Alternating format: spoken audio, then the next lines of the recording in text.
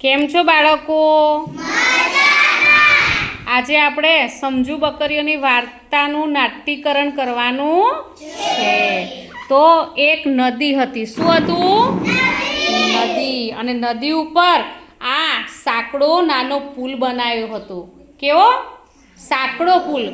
એટલે આ સાંકડા પુલ ઉપર એક જ જણ આવે અને એક જ જણ જાય. એક જ જણથી જ અવર જવર કરી શકાય. તો એક દિવસની વાત છે.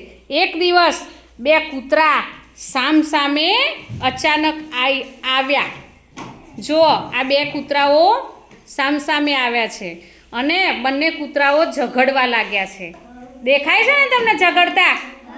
હા, તો બંને કૂતરાઓ ઝઘડવા લાગ્યા છે. ચલો, આ બંને કૂતરાઓ ઝઘડીને નદીમાં પડી ગયા અને તણાઈ ગયા. આ વાત આખા ગામમાં પ્રસરી ગઈ. પછી બીજી વખતની વાત છે. એવી જ રીતે પહેલાં બે કૂતરા આવ્યા હતા ને, તે નદીમાં તણાઈને જતા રહ્યા.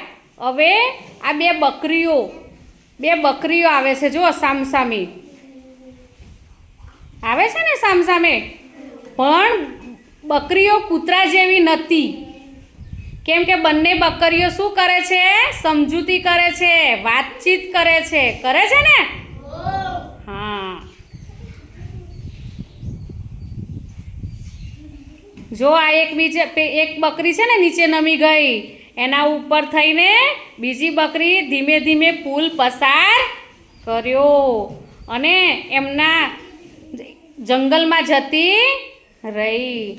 તમને પણ આ બકરી કેવી હતી? સમજુ બકરીઓ હતી. કેવું હતી? સમજુ. ચલો, તમને આ વાર્તા ગમી? હા. તો મિત્રો, આ વિડીયો તમને ગમ્યો હોય તો લાઈક, શેર અને સબસ્ક્રાઈબ ચોક્કસથી કરજો. Bye bye.